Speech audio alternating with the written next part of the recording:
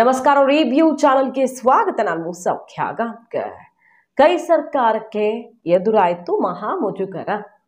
ಒಂದ್ ಕಡೆ ಹಗರಣಗಳ ಸದ್ದು ಬಿಡಿ, ಅದು ಸುಮಾರು ದಿನಗಳಿಂದ ಅದು ಬಿಟ್ರೆ ಇನ್ನೇನೂ ಇಲ್ಲ. ರಾಜ್ಯದಲ್ಲಿ ರಾಜಕಾರಣದ ಸುದ್ದಿ ಅಂದ್ರೆ ಅದೇ ಆಗ್ಬಿಟ್ಟಿದೆ. ಆದ್ರೆ ಈಗ ಗ್ಯಾರಂಟಿ ಶಾಕ್ ಬೇರೆ ಕೊಡ್ತಾ ಇದ್ದಾರೆ ಜನಾನೇ. ಕುತೂಹಲಕಾರಿಯಾದಂತ ಒಂದು ಘಟನೆ ನಡೆದಿದೆ, ಅನ್ಎಕ್ಸ್ಪೆಕ್ಟೆಡ್. ಒಂದು ಕ್ಷಣ ಕಂಗಾಲು ಮಾಡಿರುವಂತಹ ಘಟನೆ ಇದು. ಮಾಹಿತಿ ಮುಂದೆ ಇಡ್ತಾ ಇದೀವಿ. ಮಿಸ್ ಮಾಡಿದ್ರೆ ನಮ್ಮ ಚಾನಲ್ನ ಸಬ್ಸ್ಕ್ರೈಬ್ ಮಾಡಿ, ನಿಮ್ಮ ಅಭಿಪ್ರಾಯ ಕಮೆಂಟ್ ಮಾಡಿ ತಿಳಿಸಿ. ಎಸ್ ವೀಕ್ಷಕರೇ, ಒಂದ್ ಕಡೆ ಶಾಸಕರು ಅನುದಾನ ಇಲ್ಲದೆ ಸುಲಿಗೆಗಿಳಿದಿದ್ದಾರಾ, ಪೊಲೀಸ್ ಅಧಿಕಾರಿಗಳ ಜೀವ ಹೋಗ್ತಿದೆಯಾ ಅನ್ನೋ ರೀತಿಯಲ್ಲಿ ಆರೋಪಗಳು, ಗಂಭೀರ ಆರೋಪಗಳು.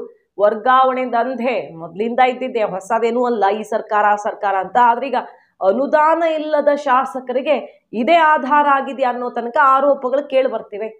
ಗ್ಯಾರಂಟಿ ಎಫೆಕ್ಟ್ ಆಯ್ತು ಅಂತ. ಮತ್ತೊಂದು ಕಡೆಗೆ ಗ್ಯಾರಂಟಿ ಸವಾಲುಗಳು, ಇದನ್ನ ಹೇಗೆ ಸರಿದೂಗಿಸ್ಕೊಂಡು ಹೋಗ್ತಾರೆ, ಕತ್ರಿ ಹಾಕ್ತಾರ, ಅದು ಇದು ಚರ್ಚೆಗಳು ಆದವು. ಗ್ಯಾರಂಟಿಯ ಸುತ್ತ ಸಿಕ್ಕಾಪಟ್ಟೆ ಸದ್ದಾಗ್ತಿತ್ತು. ಈ ಹಗರಣಗಳ ವಿಚಾರ ಬಂದ ಮೇಲೆ ಅದು ಸೈಲೆಂಟ್ ಆಗಿದೆ. ಈಗ ನೋಡಿ, ಗ್ಯಾರಂಟಿ ಮುಜುಗರ ಒಂದು ಎದುರಾಗಿರೋದು. ಬಿಜೆಪಿ JDS ನ ಈ ಪಾದಯಾತ್ರೆ ಮೈಸೂರು ಚಲೋಗೆ ಕೌಂಟರ್ ಕೊಡೋದಿಕ್ಕೆ ಅವ್ರು ಎಲ್ಲೆಲ್ಲಿ ಹೋರಾಟ ಮಾಡ್ತಾರೋ ಅದೇ ತರ ಕಾಂಗ್ರೆಸ್ ಕೂಡ ಜನಾಂದೋಲನ ಅಂತ ಜನರಿಗೆ ತಲುಪಿಸೋದು, ಬಿಜೆಪಿಯ ವಿರುದ್ಧ ದಾಖಲೆಗಳನ್ನ ರಿಲೀಸ್ ಮಾಡೋದು, ಇಂಥದ್ದೆಲ್ಲ ಶುರು ಮಾಡಿದ್ಯಲ್ಲ. ಸುಮಾರು ಪಾಯಿಂಟ್ಸ್ ಅನ್ನ ಗುರುತು ಮಾಡ್ಕೊಂಡಿರೋದು. ಅದೇ ತರ ಮದ್ದೂರಲ್ಲಿ ಜನಾಂದೋಲನ ಸಭೆಯಲ್ಲಿ DK ಶಿವಕುಮಾರ್ ಅವರು ಮಾತಾಡ್ತಾ ಇರ್ತಾರೆ, ಮಹಿಳೆಯರೆಲ್ಲ ಇರ್ತಾರೆ.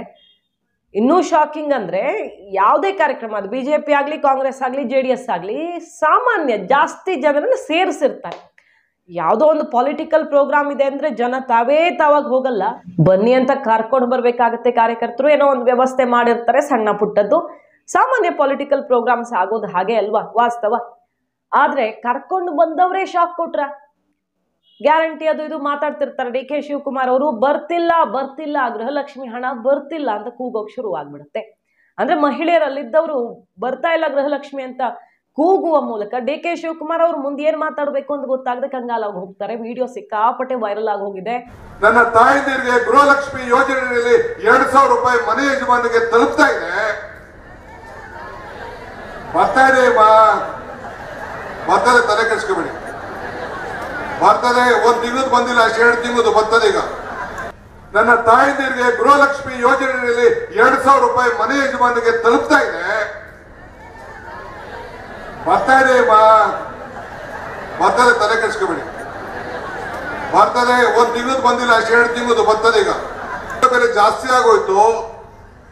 ನನ್ನ ತಾಯಂದಿರು, ಯುವಕರು, ಹಿರಿಯರು ಎಲ್ಲರೂ ಕೂಡ ರಕ್ಷಣೆ ಮಾಡಬೇಕು ಅಂತೇಳಿ ನಾವು ಮಾತು ಕೊಟ್ಟು, ಆ ಮಾತು ಪ್ರಕಾರ 5 ಗ್ಯಾರಂಟಿಗಳನ್ನ ಕೊಟ್ಟು, 5 ಗ್ಯಾರಂಟಿಗಳನ್ನ ನುಡಿದಂತೆ ನಡೆದಿದ್ದೇವೆ. ಅದು ನಿಮ್ಗೆಲ್ಲರೂ ಕೂಡ ತಲುಪ್ತಾ ಇದೆ. ನೋಡಿದ್ರೆ ಇದು ಪರಿಸ್ಥಿತಿ. ಮಹಿಳೆಯರ ಆಘಾತ ಕೊಟ್ರಲ್ಲ ಸರ್ಕಾರಕ್ಕೆ, DCMಗೆ, CMಗೆ, ಕಾಂಗ್ರೆಸ್ ಗ್ಯಾರಂಟಿಗೆ ಅನ್ನೋದು.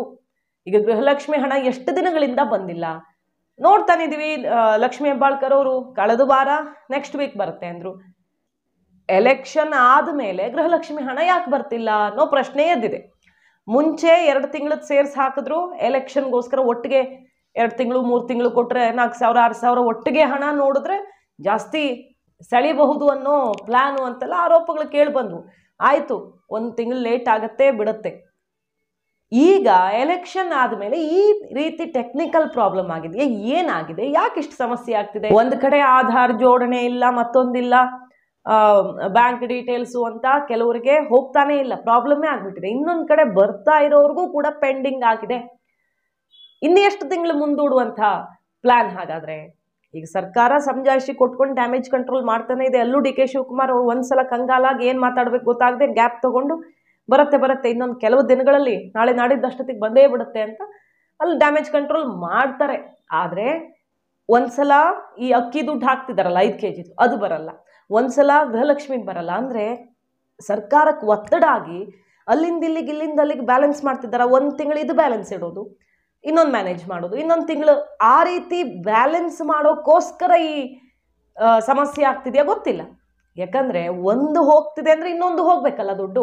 ಟೆಕ್ನಿಕಲ್ ಪ್ರಾಬ್ಲಮ್ ಯಾಕಾಗತ್ತೆ ಅನ್ನೋದು ಪ್ರತಿಪಕ್ಷಗಳ ಪ್ರಶ್ನೆ. ಹಾಗೆ ಪ್ರಹ್ಲಾದ್ ಜೋಶಿ, ಸೆಂಟ್ರಲ್ ಮಿನಿಸ್ಟರ್, ಆಹಾರ ಇಲಾಖೆನೇ ಹೇಳ್ತಾ ಇದೆ, ಅಂದ್ರೆ ಮಿನಿಸ್ಟ್ರೇ ಹೇಳ್ತಿದ್ದಾರೆ ಅಲ್ಲಿ ಕೇಂದ್ರ ಸರ್ಕಾರ ರೆಡಿ ಇದೆ, ಯಾವುದೇ ರಾಜ್ಯ ಅಕ್ಕಿ ಕೇಳಿದ್ರೆ ಕೊಡೋಕೆ. ಹೋದ ವರ್ಷ ನಮ್ಮ ಹತ್ರ ಸ್ಟಾಕ್ ಇರಲಿಲ್ಲ, ಹಂಗಾಗಿ ಕೊಟ್ಟಿಲ್ಲ. ಬರೀ ಕರ್ನಾಟಕಕ್ಕೇನು ನಾವು ದ್ವೇಷ ರಾಜಕಾರಣ ಮಾಡಿಲ್ಲ, ಯಾವ ರಾಜ್ಯಕ್ಕೂ ಕೊಟ್ಟಿಲ್ಲ. ಈ ವರ್ಷ ಯಾವ ರಾಜ್ಯ ಕೇಳಿದ್ರು ಕೊಡುವಷ್ಟು ಅಕ್ಕಿ ಸ್ಟಾಕ್ ಇದೆ, ಬಟ್ ಕರ್ನಾಟಕದ ಹತ್ರ ತಗೊಳಕ್ಕಾಗತ್ತಾ ಅಂತ ಸವಾಲ್ ಹಾಕಿದ್ರು. ಅಂದ್ರೆ ಮುಖ್ಯಮಂತ್ರಿಗಳಿಗೆ, ಸರ್ಕಾರಕ್ಕೆ ಆಗಲ್ಲ ತಗೊಳ್ಳೋಕೆ, ಯಾಕಂದ್ರೆ ಸಮಸ್ಯೆ ಇದೆ, ಬೊಕ್ಕಸದಲ್ಲಿ ಹಣ ಇಲ್ಲ, ಅಕ್ಕಿ ಕೊಡ್ತೀವಿ ಅಂದ್ರೂ ಖರೀದಿ ಮಾಡೋದಿಕ್ ಆಗ್ತಿಲ್ಲ, ಅದು ಸಮಸ್ಯೆ ಕರ್ನಾಟಕ ಸರ್ಕಾರದ್ದು ಅಂತ ವಾಗ್ದಾಳಿ ನಡೆಸಿದ್ರು. ಓಪನ್ ಚಾಲೆಂಜ್ ಹಾಕಿದ್ದನ್ನ ನೋಡಿದ್ವಿ. ಸೊ ನಿಜಕ್ಕೂ ಸಮಸ್ಯೆ ಎದುರಾಗಿದೆಯಾ ಗೊತ್ತಿಲ್ಲ. ಜನ ಅಂತೂ ಈಗ ಕೈ ಹಿಸುಕಿಕೊಳ್ಳುವಂತಾಗಿದೆ. ಅದನ್ನ ನಂಬ್ಕೊಂಡು ಏನೋ ಒಂದು ಗ್ಯಾಸ್ಗೆ ಅಂತ 2,000 ಇಟ್ಕೊಂಡಿರ್ತಾರೆ, ಇನ್ನೇನಕ್ಕೋ ವ್ಯವಸ್ಥೆಗೆ ಅಂತ. ಅದನ್ನ ನಂಬಿಕೊಂಡಿರೋರ್ಗೀಗ ಸರ್ಕಾರ ಶಾಕ್ ಕೊಡ್ತಿದೀಯಾ? ಕಾದು ನೋಡೋಣ ಇನ್ನೂ ಎಷ್ಟು ದಿನ. ನಾಳೆ, ನಾಡಿದ್ದು, ನೆಕ್ಸ್ಟ್ ವೀಕು, ಅದಕ್ಕೂ ನೆಕ್ಸ್ಟ್ ವೀಕು ಮುಂದುವರಿಯತ್ತಾ, ತಕ್ಷಣಕ್ಕೆ ವ್ಯವಸ್ಥೆ ಮಾಡುತ್ತಾ ಸರ್ಕಾರ ಅಂತ. ಮಾಹಿತಿ ನಿಮ್ಗೆ ಇಷ್ಟ ಆಗಿದ್ರೆ ಮಿಸ್ ಮಾಡಿದ್ರೆ ನಮ್ಮ ಚಾನಲ್ನ ಸಬ್ಸ್ಕ್ರೈಬ್ ಮಾಡಿ, ನಿಮ್ಮ ಅಭಿಪ್ರಾಯ ಕಮೆಂಟ್ ಮಾಡಿ ತಿಳಿಸಿ. Thank you.